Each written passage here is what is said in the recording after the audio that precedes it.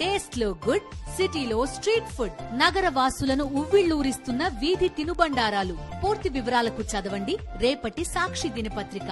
ఎన్టీఆర్ దేవర భారీగానే కలెక్షన్లు రాబడుతోంది. మొదటి వీకెండ్లో బాక్సాఫీస్ వద్ద తారక్ సత్తా చాటాడు. మొదటి రోజు కాస్త మిక్స్డ్ టాక్ రావడంతో ఆ ప్రభావం రెండో రోజు కలెక్షన్లపై పడింది. అయితే దేవరపై ఆడియన్స్ నుంచి వచ్చే రెస్పాన్స్ మారింది. సినిమా బాగుందని పాజిటివ్ టాక్ వస్తుండడంతో మూడవ రోజు కలెక్షన్లు నిలకడగానే కొనసాగాయి. దీంతో మొదటి వీకెండ్లో దేవర భారీ కలెక్షన్లే క్రియేట్ చేశాడు. కొరటాల శివ తెరకెక్కించిన దేవర సెప్టెంబర్ 27న విడుదలైంది. భారీ అంచనాలతో రిలీజ్ అయిన ఈ సినిమా ప్రపంచవ్యాప్తంగా 3 రోజులకు గాను 304 కోట్ల గ్రాస్ రాబట్టింది.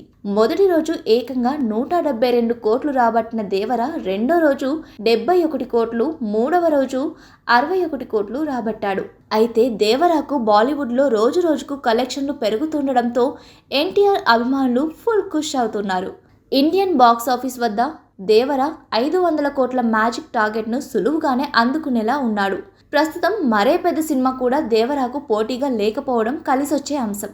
మరో 2 రోజుల్లో తెలుగు రాష్ట్రాల్లో దసరా సెలవులు ప్రారంభం కానున్నాయి. దీంతో కుటుంబంతో పాటు రిపీటెడ్ ఆడియన్స్ కూడా దేవర థియేటర్ వైపు అడుగులేస్తారు.